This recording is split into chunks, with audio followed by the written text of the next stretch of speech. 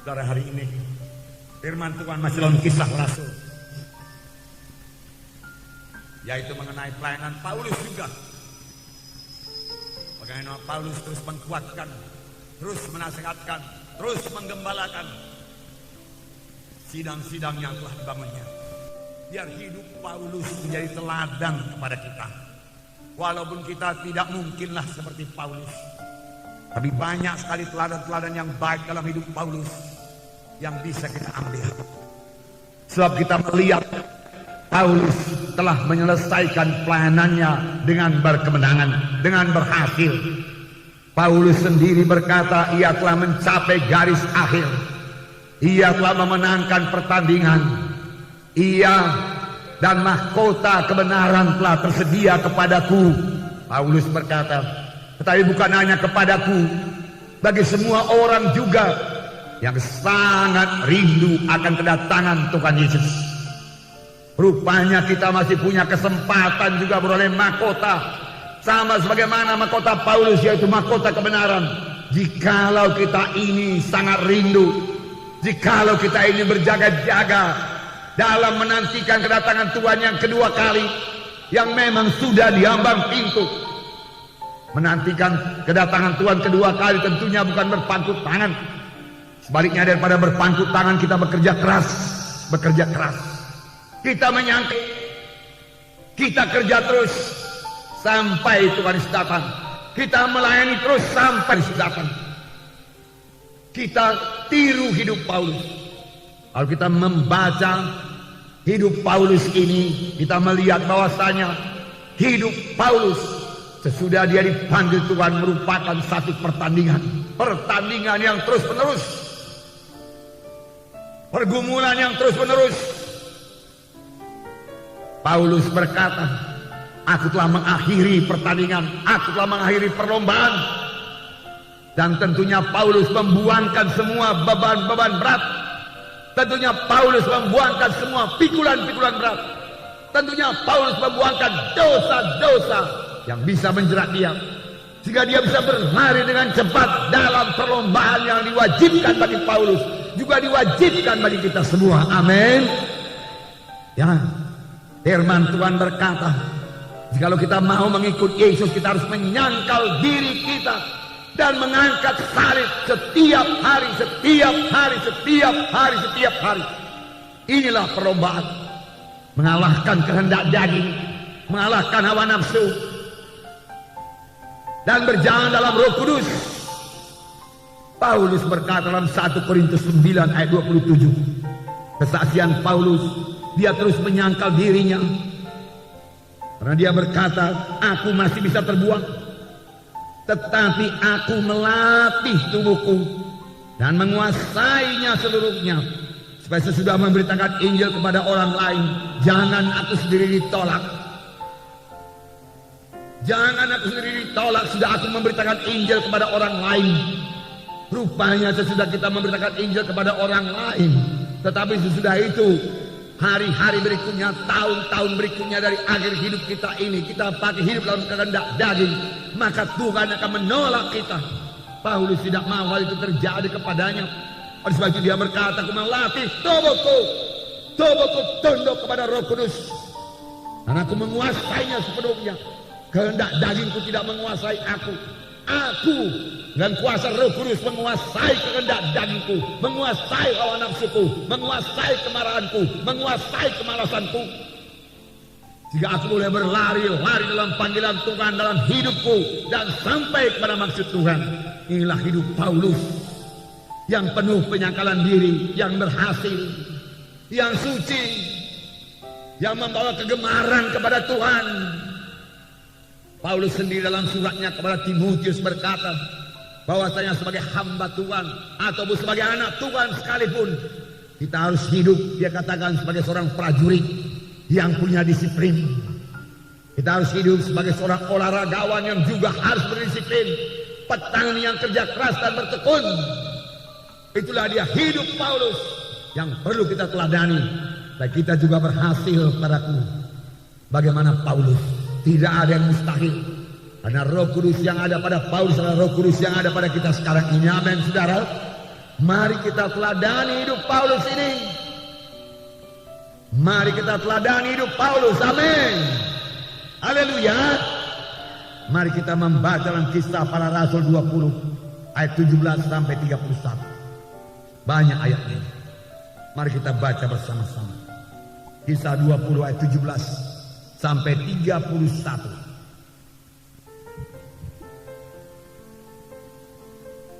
Mari kita membaca bersama-sama Kisah Para Rasul 20 ayat 17 sampai 31. Bersama-sama. Karena itu ia menyuruh seorang dari Miletus ke Efesus dengan pesan supaya para penetua jemaat datang ke Miletus. Sesudah mereka datang, berkatalah ia kepada mereka, kamu tahu bagaimana aku hidup di antara kamu sejak hari pertama aku tiba di Asia ini. Dengan segala rendah hati aku melayani Tuhan. Dalam pelayanan itu aku banyak mencucurkan air mata dan banyak mengalami pencobaan dari pihak orang Yahudi yang mau membunuh aku. Sungguh pun demikian aku tidak pernah melalaikan apa yang berguna bagi kamu. Semua aku beritakan dan kuajarkan kepada kamu, baik di muka umum maupun dalam perkumpulan-perkumpulan di rumah kamu. Aku senantiasa bersaksi kepada orang-orang Yahudi dan orang-orang Yunani supaya mereka bertobat kepada Allah dan percaya kepada Tuhan kita Yesus Kristus. Tetapi sekarang sebagai tawanan roh aku pergi ke Yerusalem dan aku tidak tahu apa yang akan terjadi atas diriku di situ, selain daripada yang dinyatakan Roh Kudus dari kota ke kota kepadaku, bahwa penjara dan sengsara menunggu aku. Tetapi aku tidak menghiraukan nyawaku sedikit pun, asal saja aku dapat mencapai garis akhir dan menyelesaikan pelayanan yang ditugaskan Tuhan Yesus kepadaku untuk memberi kesaksian tentang Injil kasih karunia Allah. Dan sekarang aku tahu bahwa kamu tidak akan melihat mukaku lagi. Kamu sekalian yang telah kukunjungi untuk memberitakan kerajaan Allah. Sebab itu pada hari ini aku bersaksi kepadamu bahwa aku bersih, tidak bersalah terhadap siapapun yang akan binasa. Sebab aku tidak lalai memberitakan seluruh maksud Allah kepadamu. Karena itu jagalah dirimu dan jagalah seluruh kawanan. Karena kamulah yang ditetapkan Roh Kudus menjadi penilik untuk mengembalakan jemaat Allah yang diperolehnya dengan darah anaknya sendiri. Aku tahu bahwa sesudah aku pergi, serigala-serigala yang ganas akan masuk ke tengah-tengah kamu dan tidak akan menyayangkan kawanan itu. Bahkan dari antara kamu sendiri akan muncul beberapa orang yang dengan ajaran palsu mereka berusaha menarik murid-murid dari jalan yang benar supaya mengikut mereka. Sebab itu berjaga-jagalah dan ingatlah bahwa aku 3 tahun lamanya siang malam dengan tiada berhenti-hentinya menasihati kamu masing-masing dengan mencucurkan air mata. Inilah hidup Paulus, inilah hidup pelayanan Paulus. Pertama sekali dia katakan, dengan segala rendah hati aku melayani Tuhan. Dalam pelayanan itu aku banyak mencucurkan air mata, banyak mengalami pencobaan dari orang Yahudi yang mau membunuh aku. Paulus banyak mencucurkan air mata. Dan juga dikatakan Paulus melayani dengan segala kerendahan hati. Paulus rendah hati. Luar biasa wahyu yang telah diterima oleh Paulus. Pada jalan ke Damsyik dia bertemu dengan Yesus, mendengar suara Yesus. Kita sudah melihat dalam Kisah Rasul yang lalu. Saya yakin itu terjadi pada waktu Paulus dilempari dengan batu. Paulus diangkat ke sorga dan mendengar pembicaraan yang tidak layak didengarkan oleh manusia. Paulus menerima ilham yang luar biasa daripada Tuhan. Paulus mengenal Tuhan Yesus. Paulus mengenal kehendak Tuhan dalam hidupnya. Paulus melayani dalam satu pelayanan yang sangat berkuasa, penuh dengan tanda jahit mujizat.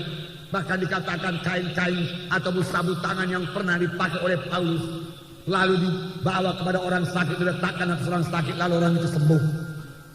Meskipun demikian, besarnya wahyu urapan yang dimiliki oleh Paulus, Paulus tetap rendah hati, bakal lembut hati.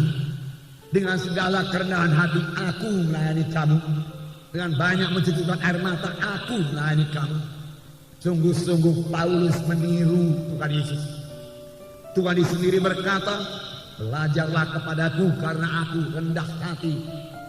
Karena aku lembut hati dan rendah hati, maka engkau akan mendapat sentosa bagi jiwamu.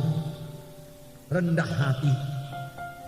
Rendah hati tidak sama dengan rendah diri. Rendah diri atau dikatakan oleh orang dunia ini minder, yang dikatakan merasa diri tidak layak, merasa diri lemah, merasa diri tidak sanggup. Itu bukan daripada Tuhan, dan itu bukan rendah hati. Itu rendah diri yang menyebabkan kita tidak bisa dipakai Tuhan kalau kita tidak mau keluar dari perasaan rendah diri kita tersebut. Tapi saya percaya Roh Kudus, firman Tuhan yang hidup, yang diurapi oleh Roh Kudus, bisa mengubahkan kita yang merasa rendah diri ini menjadi orang yang bisa dipakai Tuhan, menjadi orang yang memiliki semangat yang menyala-nyala, menjadi orang yang memiliki visi yang baru, mengenal keadaannya yang baru dalam Tuhan, bahwasanya Tuhan telah memberikan pada satu hidup yang baru, hidup yang berkemenangan, hidup yang berhasil. Bahwasanya dalam Tuhan dia akan menjadi orang yang berhasil. Amin. Oleh sebab itu buang semua perasaan rendah diri saudara, karena di dalam Tuhan Yesus adalah satu kejadian yang baru. Perkara lama lenyap, termasuk perasaan rendah diri, perasaan tidak berharga, perasaan lemah-lemah, perasaan pelin-pelan, dibuangkan oleh Roh Kudus, dan terima satu kejadian baru daripada Tuhan yang membuat saudara hidup berkemenangan dalam dunia ini dan boleh mengerjakan pekerjaan Tuhan. Amin. Puji Tuhan. Roh Kudus mau mengubahkan kita, saudaraku.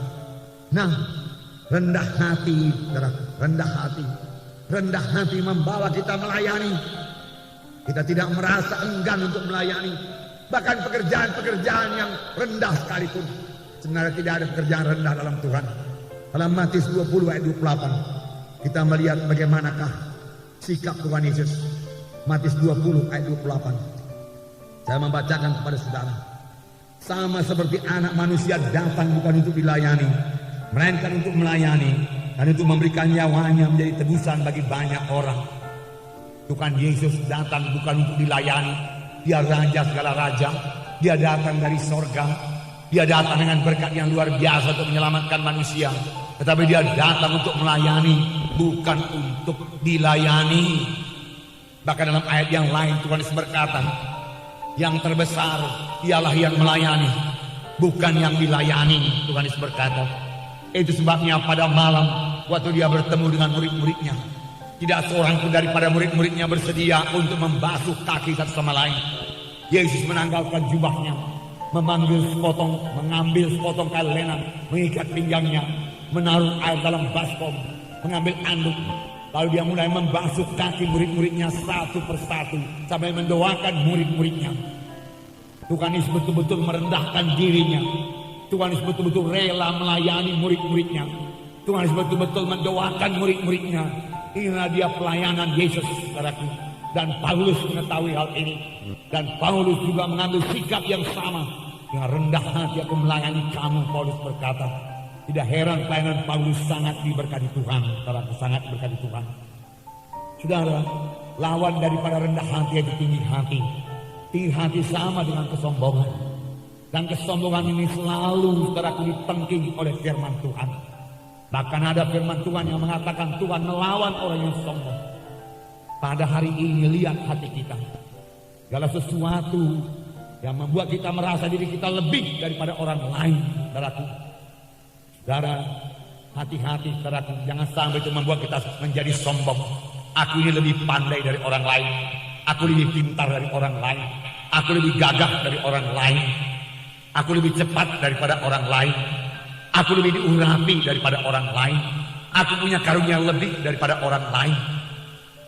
Firman Tuhan berkata, apakah yang ada padamu yang tidak kamu terima daripada Tuhan? Semua yang ada pada kita tidak terima daripada Tuhan. Oleh sebab itu janganlah pakai itu menyombongkan diri. Pakailah itu untuk merendahkan diri, dan pakailah itu untuk berguna bagi kerajaan sorga. Karena Tuhan akan menuntut talenta-talenta yang diberikan Tuhan kepada kita. Apakah talenta-talenta itu berbuah apa enggak? Amin, saudara.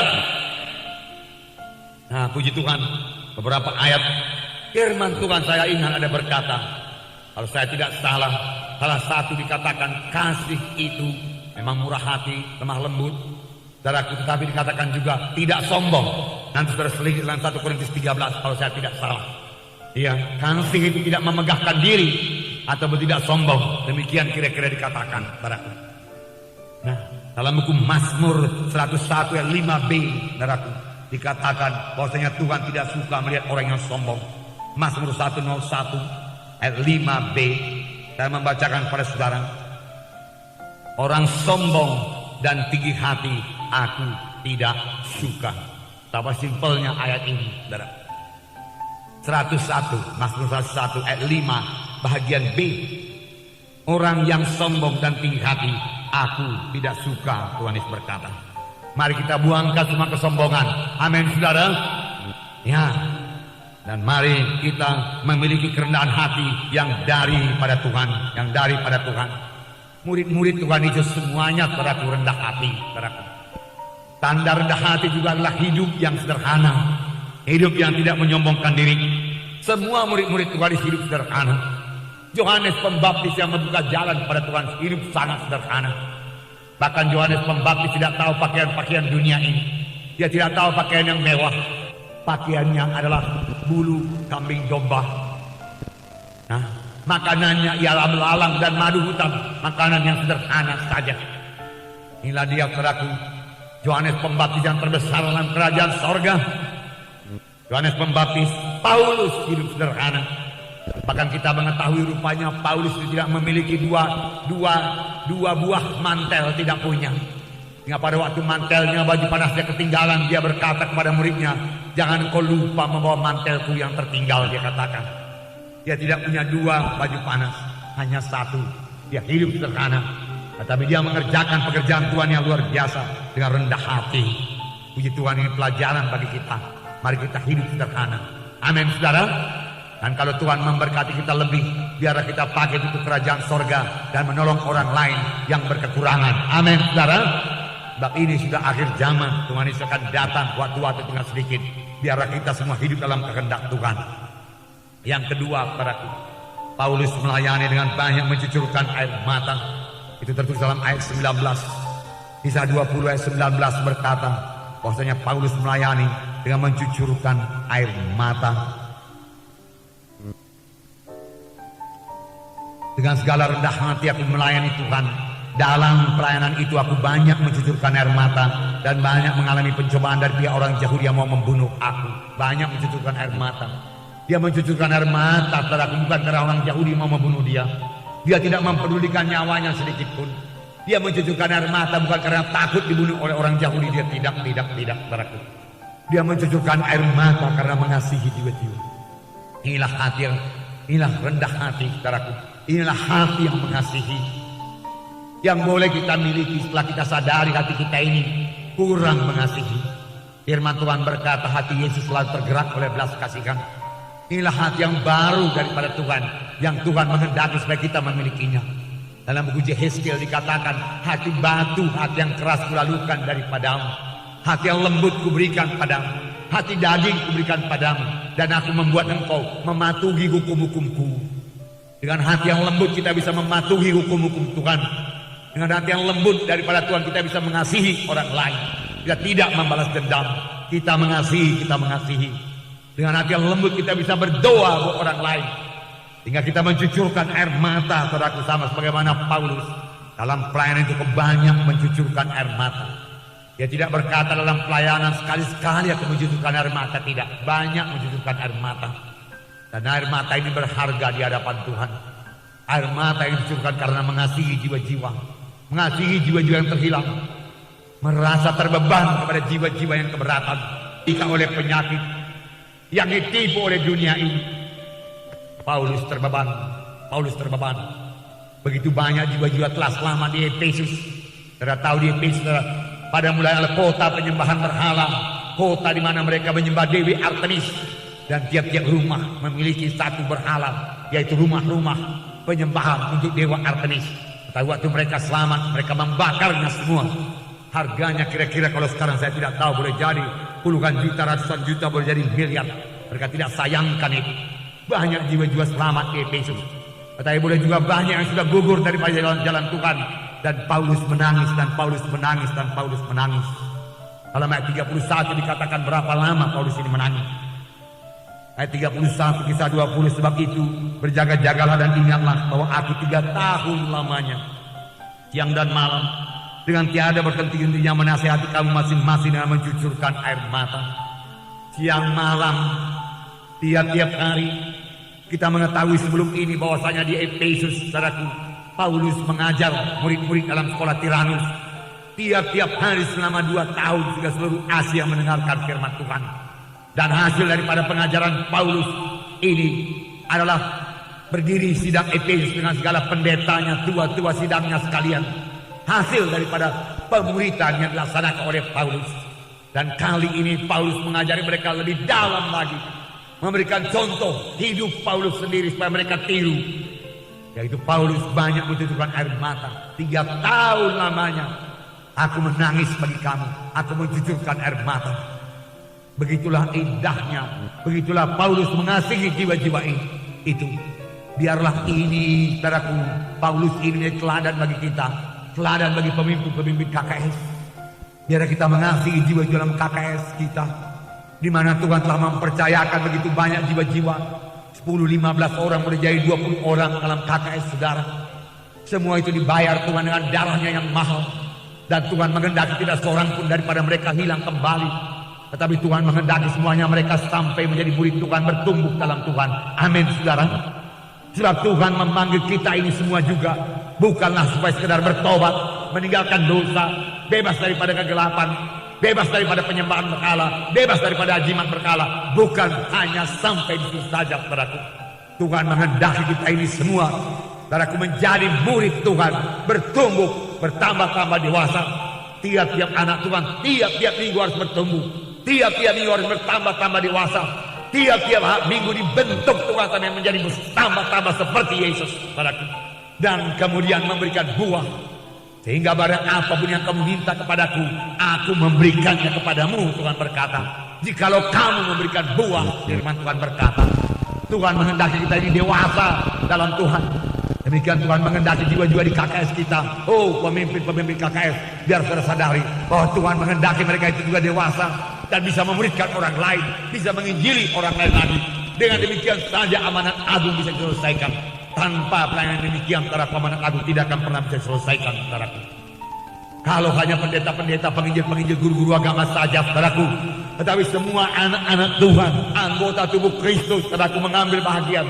Semua anak-anak Tuhan, anggota tubuh Kristus, mari bertumbuh di dalam Tuhan, bertambah-tambah dewasa, bertambah-tambah mengerti, bertambah-tambah memiliki hati yang baru, hati yang mengasihi, hati yang mau berkorban, saudaraku.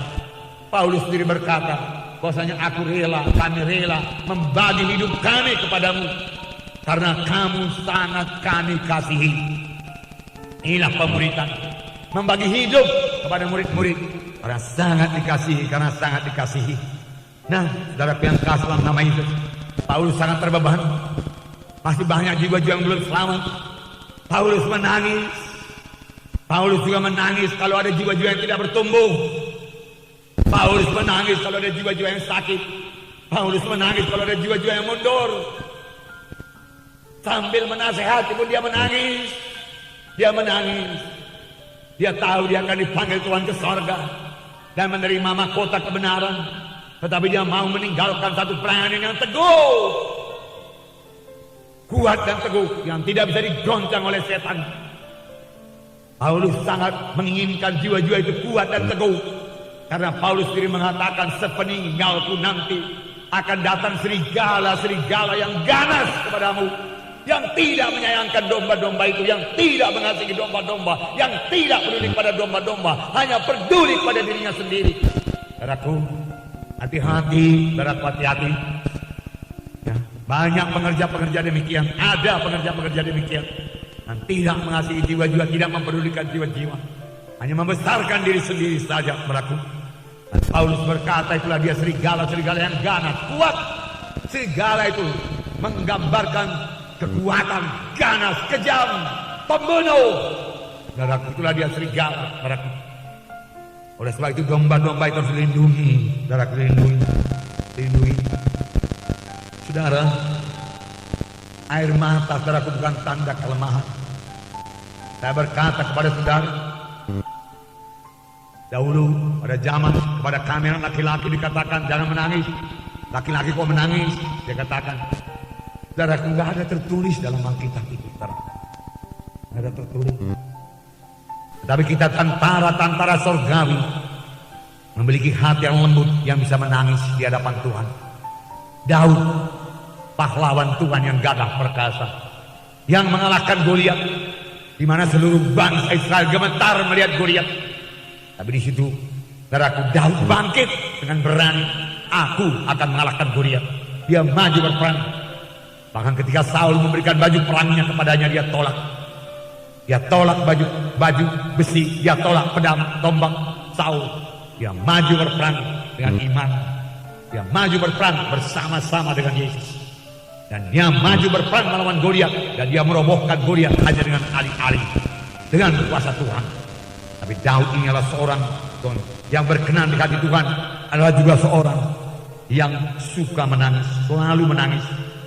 Banyak sekali ayatnya, tapi saya tidak sempat membacakan semuanya kepada saudara.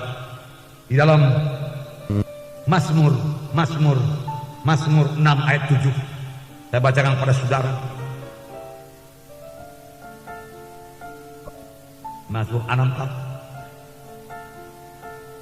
ayat 7. Lesu aku karena mengeluh, setiap malam aku menggenangi tempat tidurku, dengan air mataku aku membanjiri ranjangku, karena dia rindu kepada Tuhan. Di manakah engkau? Orang kafir mengejek engkau. Di manakah Tuhanmu? Di manakah Tuhan? Dia rindu kepada Tuhan. Dia berdoa setiap malam sambil bercucuran air mata. Inilah dia orang yang gagah perkasa, orang yang mengalahkan Goliat, orang yang berani maju di mana orang lain tidak berani maju.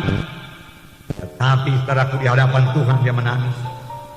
39:13 ini dikatakan, dengarkanlah doaku ya Tuhan, dan berilah telinga kepada teriakku minta tolong. Janganlah berdiam diri melihat air mataku, sebab aku menumpang padamu. Aku pendatang seperti semua nenek moyangku. Janganlah berdiam diri Tuhan melihat air mataku. Kalau doaku engkau tidak dengar Tuhan, lihatlah air mataku. Dengarlah doaku karena air mataku. Saudaraku, seberapa berhargakah air mata di hadapan Tuhan? Saudaraku, saya membacakan kepada saudara. Tuhan sendiri berkata, telah kudengar doamu dan telah kulihat air matamu. Telah kudengar doamu dan telah kulihat air matamu. Rupanya Tuhan melihat air mata kita. Saudara, bertahun-tahun lamanya saudaraku, saya dahulu memang berpikir kalau berdoa itu harus menangis. Kalau belum menangis belum sah berdoa. Dari permulaan saya selalu berdoa 1 jam. Harus saya mulai melayani, saya berdoa lagi 1 jam. Dan dalam berdoa itu saudaraku, saya harus menangis. Dan memang saya selalu menangis. Dan memang saya selalu rindu kepada Tuhan, saudaraku. Itu anugerah Tuhan, saudaraku. Pujilah Tuhan. Dan itu meneguhkan saya tetap dalam pelayanan, saudaraku. Tidak pernah terpikir dalam hati saya untuk mundur daripada pelayanan, saudaraku. Walaupun Coyonggi, saudaraku, yang saya berhasil berkata berkali-kali mengambil keputusan mau meninggalkan Tuhan, anugerah Tuhan kepada saya, saudaraku. Saudara, saya tidak pernah terpikir untuk meninggalkan Tuhan, saudaraku. Boleh jadi juga karena saya tidak cakap dalam perkara dunia ini, saudaraku. Saya tidak ahli dalam perkara dunia ini, tidak punya keahlian apapun dalam perkara dunia. Dan saya bersyukur untuk hal tersebut, saudaraku. Sekaligus membentengi saya, saudaraku, untuk tetap melayani Tuhan. Satu pekerjaan yang paling indah. Dan yang paling indah lagi, saudaraku, Roh Kudus tidak pernah meninggalkan. Saya tahu apa artinya Tuhan yang berkata, aku tidak pernah membiarkan engkau, aku tidak pernah meninggalkan engkau. Amin, saudara. Tuhan senantiasa menyertai hamba-hambanya yang setia kepadanya. 2 Raja-Raja 20 ayat 1 mulai saya membacakan kepada saudara. 2 Raja-Raja 20 ayat 1 mulai. Ini mengenai Hizkia yang sakit dan harus mati. Tuhan berkata dia harus mati, tetapi Tuhan mengubah maksudnya. Tahukah saudara bahwasanya maksud Tuhan bisa berubah? Tahukah saudara bahwasanya maksud Tuhan bisa berubah, saudaraku? Bisa. Cuma kalau kebesaran Tuhan tidak berubah, kesucian Tuhan tidak berubah, saudaraku, kebenaran Tuhan tidak berubah, itu kekal selama-lamanya, saudaraku. Keagungan Tuhan tidak berubah, kuasa Tuhan tidak berubah, saudaraku. Tapi kalau maksud Tuhan bisa diubah, Sekali Tuhan berkata kepada Musa, Musa, minggir kau Musa. Aku mau memusnahkan semua bangsa Israel yang menyembah berhala ini. Dan aku akan membangkitkan satu bangsa baru daripada keturunanmu. Musa berkata, kalau engkau memusnahkan, jangan musnahkan mereka, musnahkan aku. Hapuskan namaku dari buku kehidupanmu. Dan ingat kiranya perjanjianmu kepada Abraham, Isa dan Yakub. Bahwasanya bangsa ini adalah bangsamu Tuhan. Dan kalau engkau musnahkan mereka, apa kata bangsa-bangsa kafir nanti? Mendengar pembelaan Musa, firman Tuhan berkata, Tuhan menyesal dan mengubah maksudnya. Amin saudara. Saya membacakan 2 Raja-Raja 20. Pada hari-hari itu Hizkia jatuh sakit dan hampir mati. Lalu datanglah Nabi Yesaya bin Amos dan berkata kepadanya, beginilah firman Tuhan. Wah, luar biasa. Nabi Yesaya bin Amos berkata, ini firman Tuhan. Dan saya percaya Yesaya tidak bohong. Yesaya menerima suara Tuhan dan memberitahu kepada Raja Hizkia. Apakah katanya? Beginilah firman Tuhan. Sampaikanlah pesan terakhir kepada keluargamu, sebab engkau akan mati, tidak akan sembuh lagi. Bukan dokter yang memvonis. Kalau dokter yang memvonis, saudaraku, saya masih punya iman. Tapi kalau Tuhan yang memvonis, bagaimana? Kalau dokter yang memvonis penyakitmu tidak ada harapan lagi secara kedokteran, kami dokter tidak bisa berbuat apa-apa lagi. Operasi tidak akan menolong engkau. Dia katakan, hidupmu tinggal 3 bulan lagi. Dan dalam hal itu, saudaraku, kita masih bisa punya iman kepada Tuhan. Tetapi kalau Tuhan berkata, ayo, berikan warisan-warisanmu, aturkan warisanmu semua, sampaikan pesan terakhir kepada keluargamu, karena engkau akan mati, tidak akan sembuh lagi. Firman Tuhan berkata demikian. Tapi apakah jawaban daripada Hizkia? Ayat 2. Lalu Hizkia memalingkan mukanya ke arah dinding dan dia berdoa kepada Tuhan. Ah Tuhan, ingatlah kiranya bahwa aku telah hidup di hadapanmu dengan setia dan dengan tulus hati, dan bahwa aku telah melakukan apa yang baik di matamu. Kemudian menangislah Hizkia dengan sangat. Kemudian menangislah Hizkia dengan sangat, bukan menangis biasa. Menangislah Hizkia dengan sangat. Ah, Tuhan, dia katakan, ingatlah kiranya bahwa aku telah hidup di hadapanmu dengan tulus hati. Aku membela kebenaranmu, aku membakar berkala-berkala dari bangsa Israel. Aku membuka rumah sembahyang kepada mereka. Aku melakukan apa yang baik. Ingatlah Tuhan. Bahkan dia tidak minta kesembuhan. Dia berkata, ingatlah Tuhan. Ingat saja Tuhan. Sudah cukup bagiku. Kalau memang aku harus mati, ya aku berangkat Tuhan. Tapi ingatlah perbuatanku Tuhan. Kemudian menangislah Hizkia dengan sangat. Tetapi Yesaya belum lagi keluar dari pelataran tengah, tiba-tiba datanglah firman Tuhan kepadanya. Yesaya harus mengatakan demikian. Beri pesan terakhir pada keluargamu, engkau tidak akan sembuh lagi, akan mati. Langsung keluar Yesaya ini. Boleh jadi begitu perintah Tuhan kepadanya. Ya, dia tidak berdoa apa-apa, dia tidak menguatkan Hizkia, tidak. Dia langsung pergi. Tetapi dikatakan Yesaya belum lagi keluar dari pelataran tengah, masih berjalan menuju pelataran tengah. Datanglah firman Tuhan kepadanya. Datang lagi firman Tuhan. Baliklah dan katakanlah kepada Hizkia raja umatku, beginilah firman Tuhan Allah Daud bapa leluhurmu, telah kudengar doamu dan telah kulihat air matamu, sesungguhnya aku akan menyembuhkan engkau. Dan pada hari yang ketiga engkau akan pergi ke rumah Tuhan. Aku akan memperpanjang hidupmu 15 tahun lagi. Dan aku akan melepaskan engkau dan kota ini dari tangan Raja Asyur. Aku akan memagari kota ini karena aku dan oleh karena Daud hambaku. Luar biasa ya. Tuhan berkata, baliklah katakanlah kepada Hizkia raja umatku, telah ku dengar doamu. Telah ku dengar doamu, berhentikan di situ tidak. Dan telah kulihat air matamu, ku dengar doamu, kulihat air matamu. Tuhan melihat air mata Hizkia. Tuhan mendengar doa Hizkia. Tuhan melihat Hizkia memalingkan wajahnya ke dinding untuk memandang Tuhan, untuk bersekutu dengan Tuhan. Tuhan dia katakan, aku selalu berbuat baik, Tuhan izinkan aku hidup lagi. Boleh jadi dalam hatinya berkata demikian, aku hanya berbuat baik saja. Lalu dia menangis dengan sangat kepada Tuhan. Dan Tuhan berkata, Yesaya, Yesaya, kembali, balik lagi engkau ke dalam. Katakanlah kepada Hizkia, raja umatku, telah ku dengar doamu dan telah kulihat air matamu, dan aku akan menyembuhkan engkau. 3 hari kemudian engkau akan datang ke rumahku untuk berdoa kepadaku, Tuhan berkata. Dan aku akan memperpanjang umurmu 15 tahun lagi, dan aku akan melepaskan kau dari tangan Raja Asyur, oleh karena aku dan oleh karena Daud hambaku. Luar biasa. Air mata, air mata.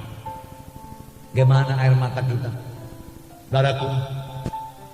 Puji Tuhan, air mata yang mengasihi jiwa-jiwa, air mata menangis membela jiwa-jiwa yang berbuat dosa, berbuat kejahatan. Kita rindu supaya mereka itu berbuat baik, bertobat dan menyembah Tuhan. Air mata menangis jiwa-jiwa yang hidup dalam dosa, penyembahan berhala, penajisan. Air mata menangis pemuda-pemudi yang jatuh kepada dosa kenajisan, pemuda-pemudi yang jatuh kepada narkotika. Manakah masa depan mereka itu hancur, hancur, hancur, saudaraku, hancur. Perlu air mata buat itu, saudaraku. Perlu doa buat mereka, saudaraku, perlu doa. Banyak orang miskin, saudaraku, perlu didoakan, perlu didoakan, perlu didoakan. Lihatlah orang miskin sering, saudara, kunjungilah, kunjungilah. Maka kasih saudara akan bertambah-tambah, kasih saudara akan bertambah-tambah. Dalam beberapa hari Bolang selalu berangkat mengunjungi orang miskin, saudara.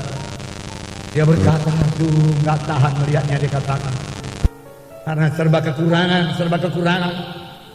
Walaupun demikian, Bolang masih berkata, apa kerjamu? Dia berkata, menarik becak. Oke, kalau kau menarik becak, beri persepuluhanmu kepada Tuhan. 1/10 berikan kepada Tuhan. Cukup tidak cukup, berikan persepuluhan. Dahulukan Tuhan.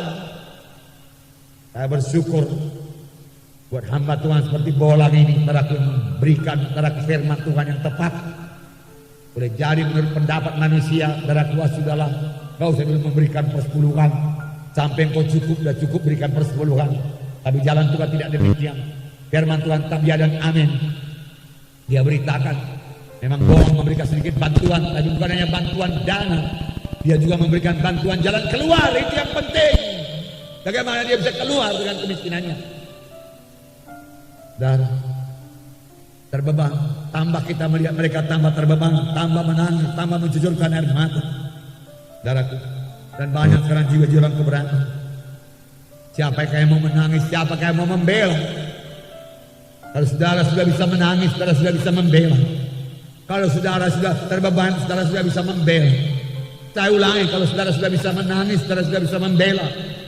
Saya ulangi, kalau saudara sudah terbeban pada jiwa-jiwa, saudara bisa berdoa dalam satu doa syafaat kepada Tuhan.